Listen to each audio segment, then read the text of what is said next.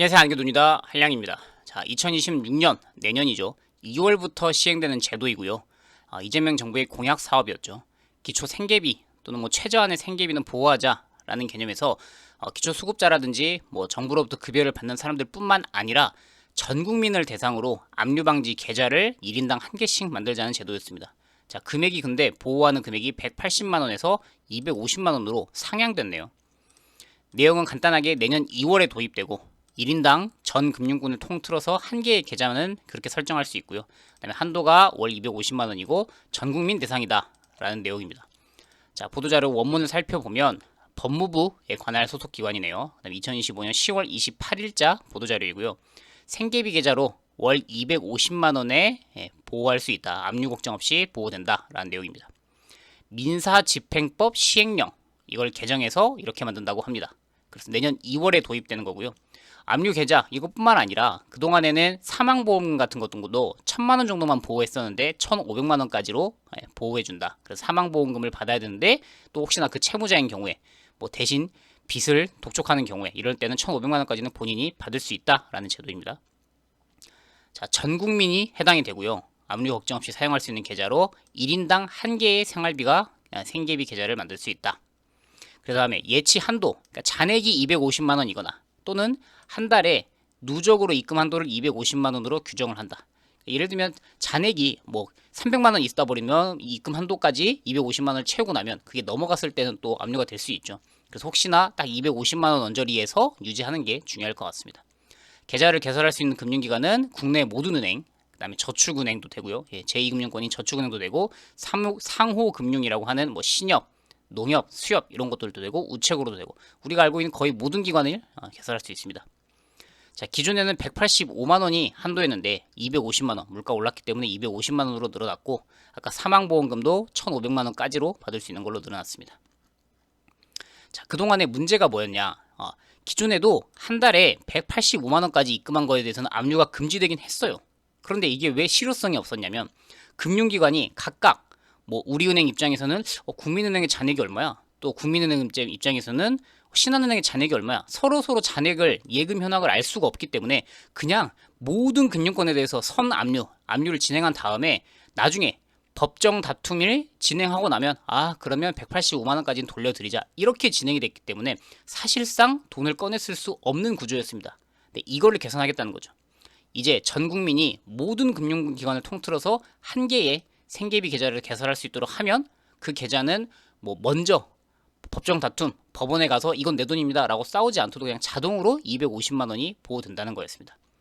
그 다음에 처음에 이제 압류금지 생계비는 2019년 당시에 금액을 185만 원으로 개정을 했었는데 그때 전에는 150만 원이었고 늘어난 게 185만 원이었는데 그동안에 이제 2026년에 시행하려다 보니까 물가, 최저임금 상승 이런 것들을 반영해서 금액을 250만 원으로 늘렸다라는 겁니다. 그래서 주요 내용은 다양한 금융기관에서 1인당 한 개를 개설할 수 있다. 그래서 채무자, 빚을 갚아야 되시는 분이 채무자죠. 그래서 최대 250만 원까지 생계비 계좌에 입금해서 사용할 수 있고 자, 근데 반복적으로 입출금하는 과정에서 실제 너무 많은 금액을 또 보호하는 거면 채권자의 권리가 침해될 수 있으니까 한 달에 입금받을 수 있는 금액이 250만 원이라는 겁니다.